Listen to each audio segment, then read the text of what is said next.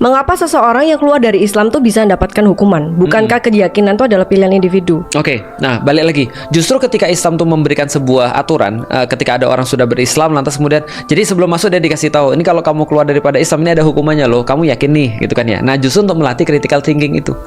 Karena begitu kemudian dia masuk Islam, harusnya critical thinkingnya itu sudah terpuaskan. Nah, justru ketika dia keluar lagi daripada Islam, itu bukan critical thinking menurutku, karena justru basicnya harusnya bukan pemikiran sebenarnya. Tapi contoh kayak gini ya, aku coba jelasin dengan lebih sederhana lagi. Apakah setiap orang yang bilang bahwasanya aku berpikir itu berpikir betul? Ya. Belum tentu.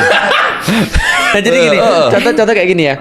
Aku banyak ketemu ada orang Muslim, aku tanya kenapa lu nggak sholat? Dia bilang gua ateis, gua nggak sholat. Aku bilang sebentar, ada dua jenis nih orang nggak sholat nih. Pertama benar-benar dia berpikir sampai dia dapat bahwasanya Islam itu adalah sesuatu yang buruk gitu misalnya, dan atau sesuatu yang salah, atau Al-Quran tuh benar-benar sesuatu yang tidak layak dijadikan standar untuk misalnya kehidupan, sehingga sholat tuh nggak penting. Atau yang kedua dia cuma purely malas aja sih sebenarnya. Ya kan? Nah, artinya ada dua kemungkinan kan. Sama kayak ada orang terus kemudian bilang aku berpikir critical thinking, padahal sebenarnya bukan critical thinking, dia cuma malas sholat aja. Makanya dia nggak mau jadi seorang muslim gitu misalnya. Nah, maka yang memastikan tadi ada orangnya tuh memastikan. Karena kalau aku lihat justru kalau ada orang sudah masuk Islam karena berpikir, lantas kemudian dia mau keluar daripada Islam, berarti ini ada masalah dong. Justru Islam tuh melindungi akal manusia tuh supaya orang tuh tetap dalam keadaan kritik gitu. Tapi itu dengan asumsi bahwa aturan Islam tuh udah sebenar-benarnya gitu. Betul, betul. Aturan Islam tuh udah final, udah approach-nya udah bagus. Nah, itulah kenapa di dalam Al-Quran tuh ada tantangan, challenge. Yang aku selalu bilang, hatu burhanakum. Ayo bawa argumen-argumenmu ke sini. Jadi Islam secara konstan itu dalam tanda kutip men-challenge manusia untuk bisa membuktikan bahwa Islam tuh adalah agama yang sudah final kebenarannya. Nah, jadi sudah sampai di titik itu dan dia udah masuk, dia keluar lagi, justru aneh. Challenge-nya ke siapa? Seluruh manusia.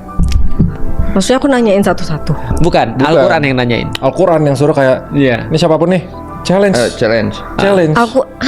Al-Quran ngomong challenge aku. Ya, Al-Quran men-challenge seluruh manusia. Jadi kan itu ada ayatnya gitu. Ada. Iya. Apa tadi?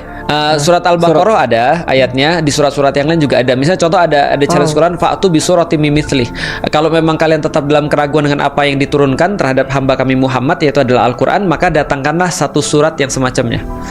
Jadi datanglah satu surat yang semisal dengan Al-Quran, dan sampai sekarang nggak ada yang bisa. Karena nggak bisa nulisnya juga. Bukan, secara gramatikal.